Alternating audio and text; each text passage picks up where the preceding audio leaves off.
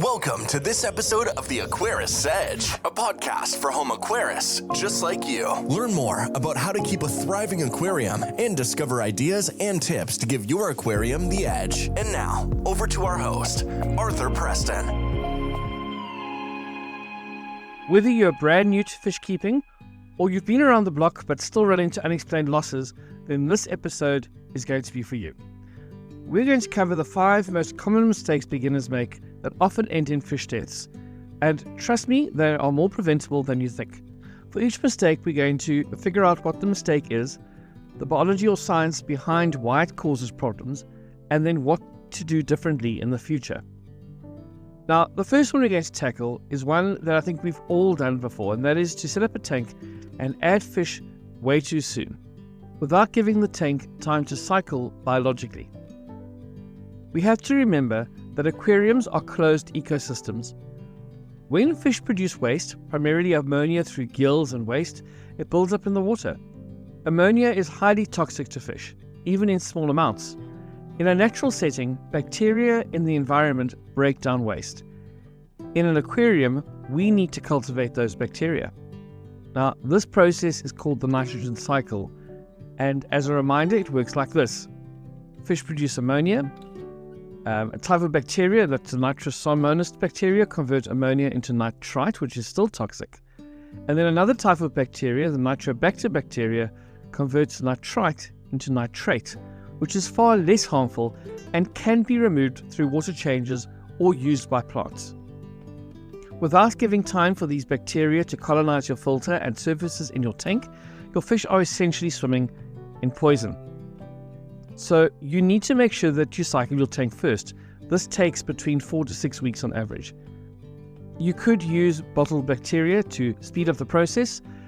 You could seed the tank by taking used sponge filter from another tank and placing it into your new tank. You do a fishless cycle by dosing pure ammonia and testing daily. You add hardy fish only once ammonia and nitrite read 0 parts per million, 0 parts per million for several days. And then test your water with a liquid test kit before adding livestock. It's a good idea to keep a log of your water parameters, and once you see ammonia and nitrite both drop to 0, within 24 hours of adding ammonia, your tank is cycled. The second mistake we make is one that even experienced aquarists do way too often, and that is just overfeeding your fish. You know, fish produce waste and so does uneaten food. Excess food sinks, breaks down, and it contributes to ammonia spikes. Not only that, but bacteria feeding on decaying food consume oxygen, which lowers the oxygen levels in the tank and promotes bacterial blooms. You know, fish have small stomachs, typically the size of their eye. They don't need to eat much to meet their nutritional needs. In nature, food isn't always abundant, so fish are built to go without food for short periods. What do you do instead? You feed fish only what they'll consume in 30 seconds to a minute. You feed once a day or even every other day for most community fish. Use sinking foods or bottom feeders and avoid flakes that float into corners. Remember to remove uneaten food with a net or a siphon. Don't forget that you can fast your fish. It gives their digestive system a break, and it mimics their natural feeding cycles and reduces waste. A third mistake that people make is to use a filter that is too small. They either fail to clean it properly or they replace all the media at once. Your filter isn't just removing particles from the water, it's housing billions of beneficial bacteria that run the nitrogen cycle. When you rinse filter media in tap water or replace everything at once, you kill off that bacteria and the tank effectively resets. In mechanical filtration, such as sponges and floss, remove debris, while biological filtration, that's ceramic rings, bioballs, and sponge, support bacteria growth. Chemical filtration, such as activated carbon, is optional and is temporary. Getting this right means that you're going to choose a filter rated for at least 2 times your tank volume per hour.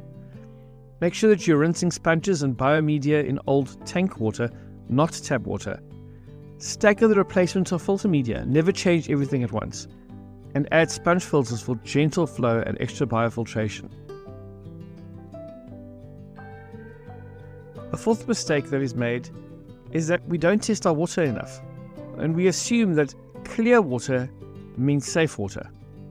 Aquarium water is chemically rather complex. Even if it looks clear, it could have dangerous levels of ammonia, nitrite, or nitrate. Fish health is closely linked to pH stability, GH or general hardness, and KH or carbonate hardness, which buffers against pH swings. Fluctuations in water parameters weaken fish immune systems. Long-term exposure to high nitrates or unstable pH leads to stress-related disease. Make sure that you're using a liquid test kit to check ammonia, nitrite, nitrate, and pH weekly. For planted tanks or for sensitive species, make sure you're also testing your GH and your KH. Keep a testing logbook and see if you can spot trends over time. And perhaps most importantly, don't chase perfect numbers. Look for stability. If your fish are acting off, test the water first before adding medication or changing the diet. Water quality is usually the root cause. The fifth mistake we make is that we go into a fish shop and we choose our fish based on their appearance, not their natural behavior or their water needs. Different fish have different temperaments, territorial needs, and environmental requirements. Mixing aggressive species with peaceful ones causes stress, injury, or death.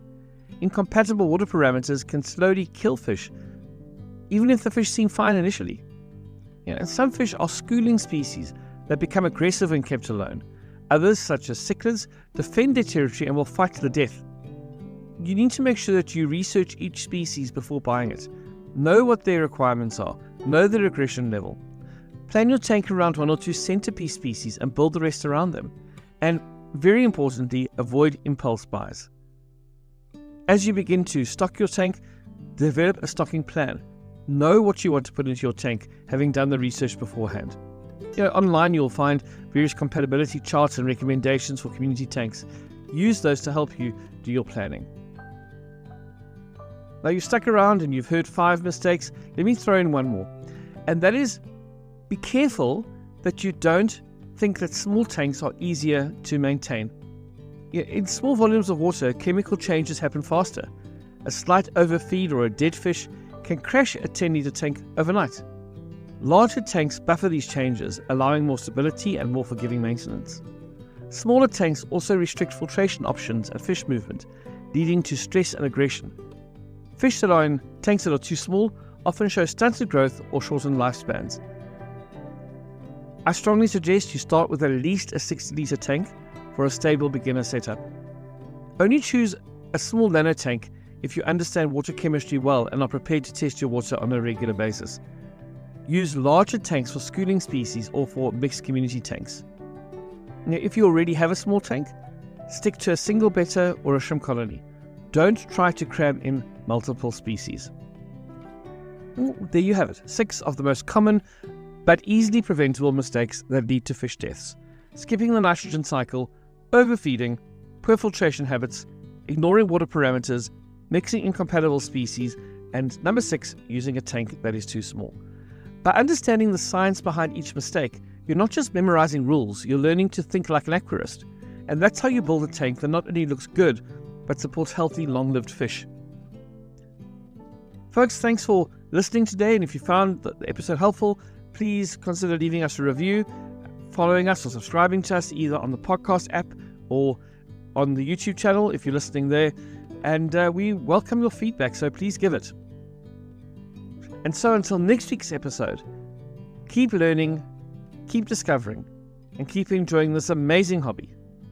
Bye for now. That's it for this episode of the Aquarist Edge. Please consider subscribing to this podcast so that you don't miss further episodes. We would love it if you would also rate and review the podcast, as this helps make it visible to others. Until next time, keep learning and discovering, and keep finding your Aquarist Edge in this captivating and fascinating hobby.